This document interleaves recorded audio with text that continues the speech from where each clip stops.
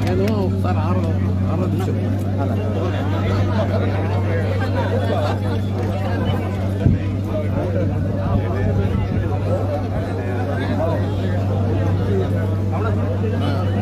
బావా బావా సాయి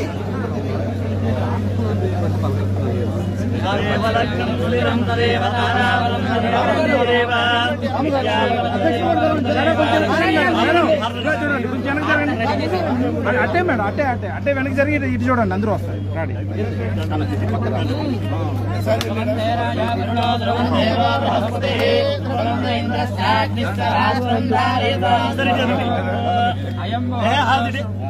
కొబ్బరికాయలు అయిపోయినాయా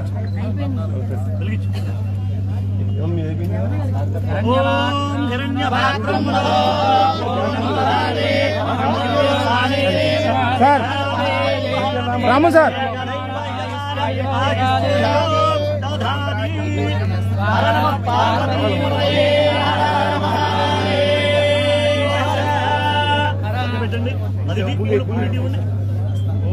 సార్ రాము సార్ కొంచెం ముందుకి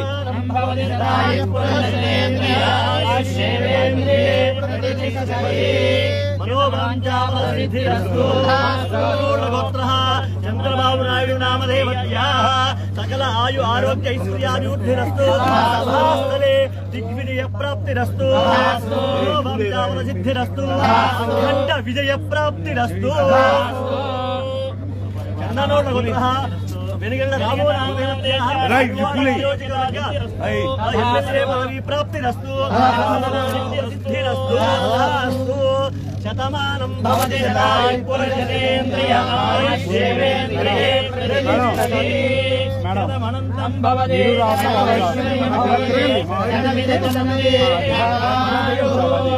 అగ్నిర్వతిర్భవ ఆదిత్యాయ తేజో భవ విశ్వశ్రీమాన్ భవ బ్రహ్మణాయ భవ మహాయరాయ భవ రాజ్యకరం బహుభవం సర్వేర్గమాయుః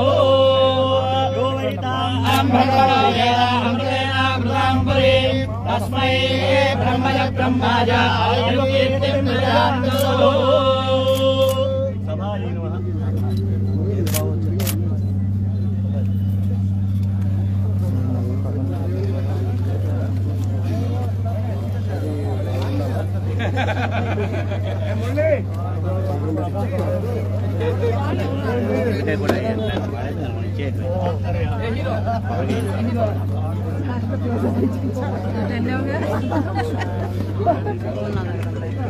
వాళ్ళకి ఏపిస్తారు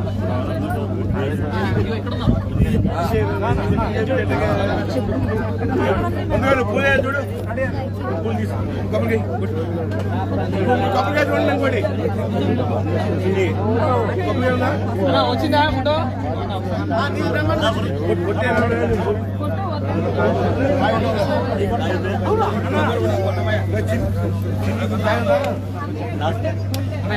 ఇక్కడండి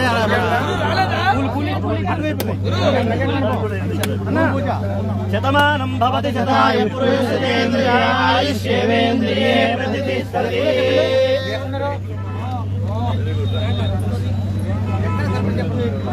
ఈ డ్యూటీ నేను తీసుకుంటాను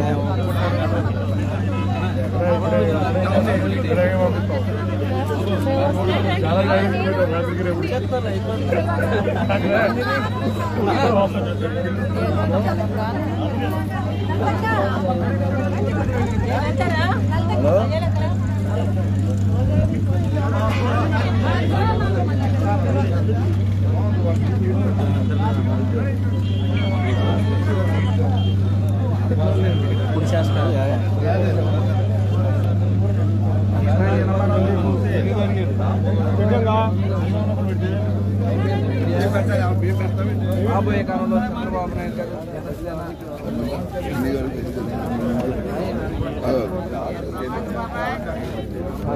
దానిలో భాగంగా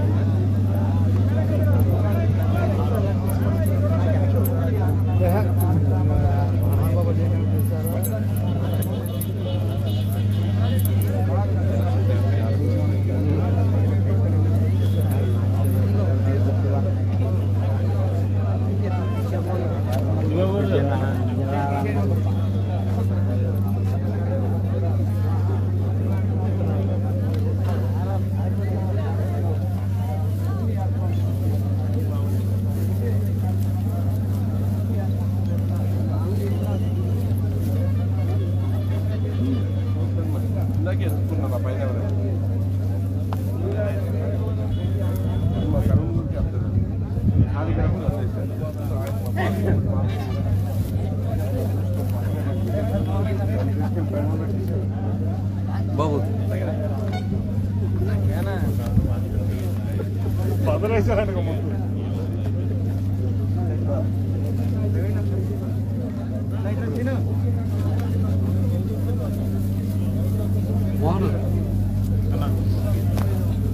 ఎక్కడ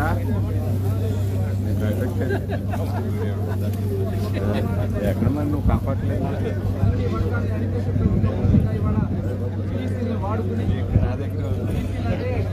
వైఎస్ఆర్ పార్టీ బ్యాక్ జగన్మోహన్ రెడ్డి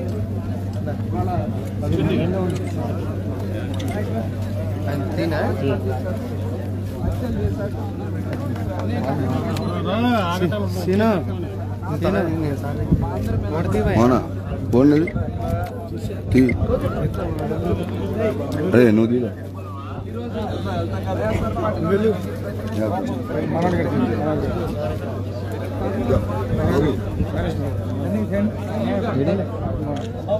మరి పార్టీకి రాజీనామా చేసి జగన్మోహన్ రెడ్డి అని చెప్పి సాక్షాత్తు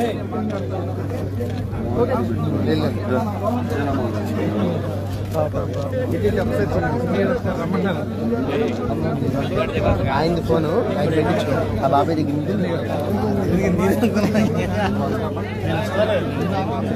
రాజకీయ చరిత్ర ఉన్నటువంటి ఆ కుటుంబంలో ఇవాళ ఈ వైఎస్ఆర్ పార్టీలో బీసీలకు అన్యాయం జరుగుతుందని చెప్పి ఆయన కూడా బయటకు వచ్చి వాళ్ళ చంద్రబాబు నాయుడు గారిని కలుస్తానికి ముందుకెళ్తా ఉన్నారంటే వాళ్ళ బీసీలకి జగన్మోహన్ రెడ్డి చేసినటువంటి ద్రోహం ఏంటనేది ఇవాళ మొత్తం అందరూ కూడా తెలుసుకుంటా ఉన్నారు.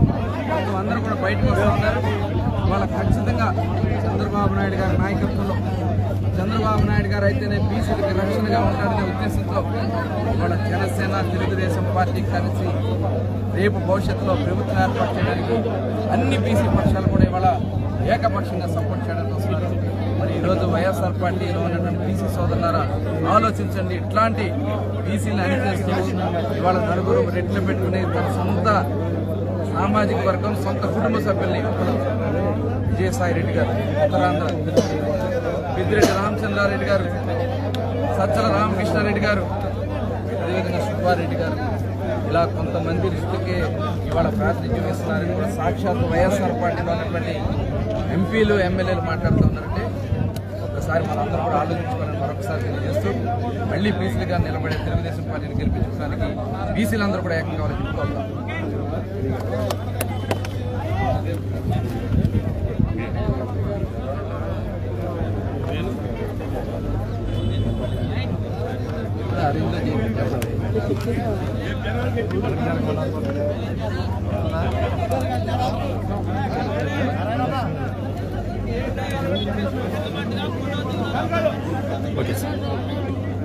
జనవరి 18వ తారీఖున జరగబోయే రా కదలిరా మహాసభకి సన్నాహాల ఏర్పాట్ల కింద ఈరోజే మొదలైనవి.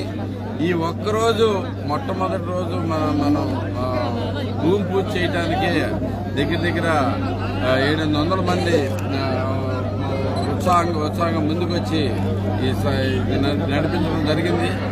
ఈ ఉత్సాహం చూస్తుంటే మనకి గుడివాడ జన సందోహంతో నిండిపోయేటట్లుగా ఉంది. తప్పకుండా అది జరిగి తీరుతుంది. గుడివాడ ప్రజలందరూ కూడా ఈ ప్రభుత్వం యొక్క రాజకీయాలను తెలుసుకున్నారు. మరీ ముఖ్యంగా గుడివాడ ఎమ్మెల్యే దుర్మార్గాలని, గుడివాడ ఎమ్మెల్యే వంచనని అందరూ అర్థం చేసుకుని నేను కూడా ఈ మధ్యకాలంలో ఇంటింటికి తిరుగుతుంటే ప్రతి ఒక్కరూ ప్రతి ఇంట్లోంచి బయటకు వచ్చి వాళ్ళకున్న కష్టాలు చెప్పుకుని ఇన్ని సంవత్సరాలుగా చాలా తప్పు చేశాము, ఈసారి ఎట్టి పరిస్థితుల్లో తప్పు చేయమని చెప్పేసి ముందుకు వస్తూ ఉన్నారు. అదే చూపిస్తా మనం అందరం. మనకి ఇప్పుడు జనవరి 18వ తారీఖున ప్రత్యేకమైన రోజు ఆంధ్రప్రదేశ్ మొత్తానికి. మా దేవుడు ఎన్టీఆర్ గారి, నందమూరి తారక రామారావు గారి వర్ధంతి సందర్భంగా ఆయనకి ఘన నివాళులు ఇచ్చుకునే అవకాశం మా గురువాడికి దక్కింది ఇంతమంది సమక్షంలో. సో దీనికోసం అదే కాకుండా చంద్రబాబు నాయుడు గారు అన్ని రోజులు జైల్లో పెట్టి ఆయన అన్యాయంగా జైల్లో పెట్టి హింసించిన వైనం ఆయన బయటకు వచ్చిన తర్వాత మొదటిసారి ఆయన ఎలా ఉన్నారని చూడాల్సిన చూడాల్సిందిగా ప్రతి ఒక్కరూ కూడా రెడీ అవుతున్నారు. ఈ విపరీతమైన చైతన్యం ఉంది. సభ గుడివాడ మొత్తం జన సందోహంగా మారిపోబోతోంది. అందరం రెడీ అవుదాం, ఆయనకి ఘనంగా స్వాగతం పలుకుదాం. అలాగే ఎన్టీఆర్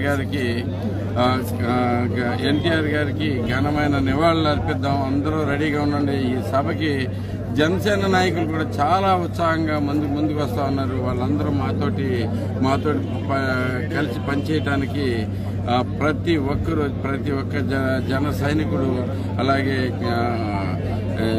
వీర మహిళలు అందరూ రెడీగా ఉన్నారు. వాళ్ళు కూడా చాలా ఉత్సాహంగా ఎదురు చూస్తూ ఉన్నారు.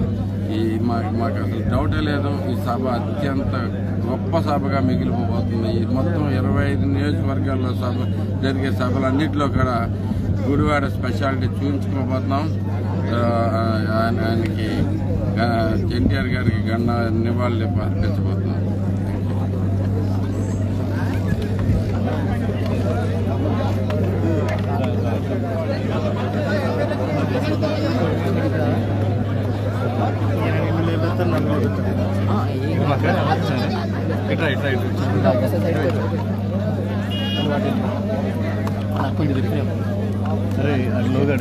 కొంచెం సైడ్ జరగవా, కొంచెం సైడ్.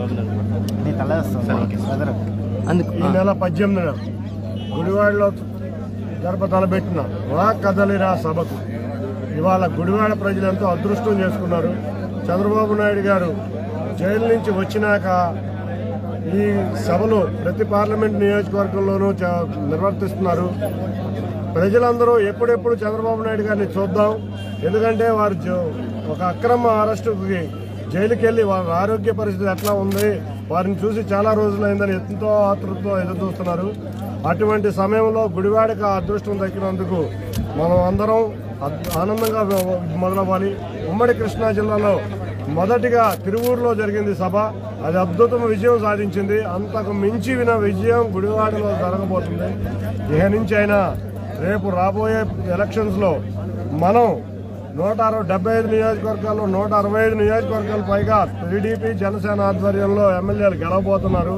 అంతేకాకుండా గుడివాడ ప్రజలందరూ కూడా ఎప్పుడెప్పుడు ఈ బూతుల పురాణం వినకుండా పోతుందా, అసెంబ్లీలో కూడా ఇటువంటి బూతుల పురాణం మాట్లాడే ఎమ్మెల్యేలు ఎప్పుడెప్పుడు దూరం అయిపోతారని చూస్తున్నారు. తప్పక గుడివాడలో 20,000 మెజారిటీతో తెలుగుదేశం అభ్యర్థి గెలవబోతున్నారు. తెలుగుదేశం జనసేన ఉమ్మడి అభ్యర్థి గెలవబోతున్నారు. అంతేకాకుండా రాష్ట్రం మొత్తం మీద జనసేన టీడీపీ అభ్యర్థులు 165 నియోజకవర్గాల పైగా గెలవబోతున్నారు. ఈ విజయోత్సవ సభ మళ్లీ గుడివాడలో చంద్రబాబు నాయుడు గారి ఆధ్వర్యంలో జరగాలని మేము అందరం కోరుకుంటున్నాం. ఇందుకు సహకరించిన జన సైనికులకి, జనసేన పార్టీ వారికి కూడా పేరు పేరున ధన్యవాదాలు. Thank you.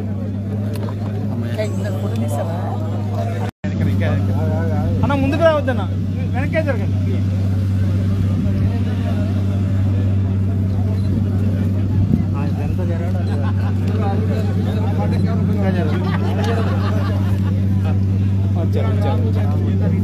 వెనకరండి అన్న, సరిపోదన్నా.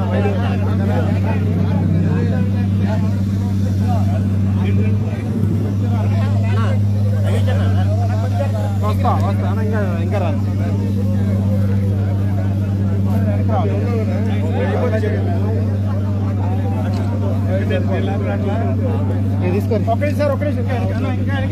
ప్లీజ్ అన్న వెనకరండి అన్న, ప్లీజ్ వెయిట్ సరిపోదన్న. అన్న రండి, ఇంకా రండి అన్న, ఇంకా అన్న అటు వెనక్కి జరగండి, అటు జరగండి అన్న, ఇటు రావద్దు, అటు జరగండి.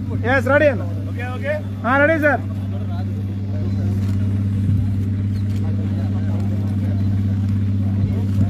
ఓకేనా?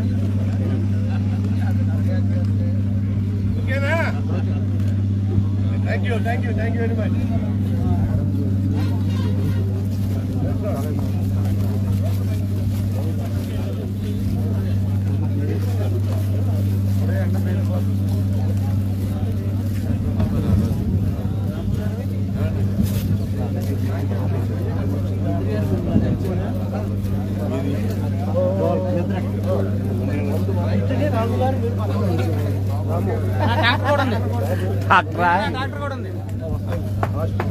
అయిపోయింది అట్రా. పార్ల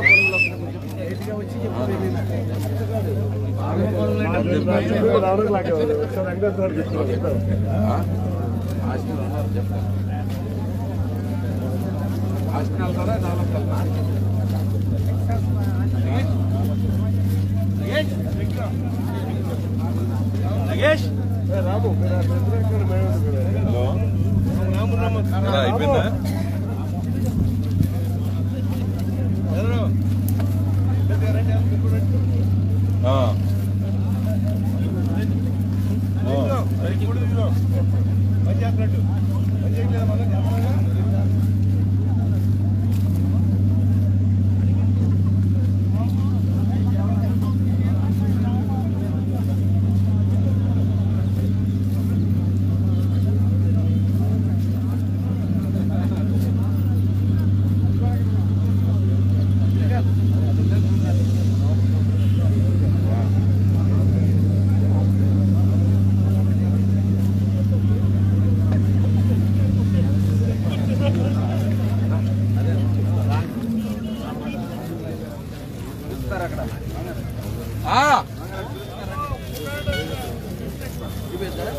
అలాగే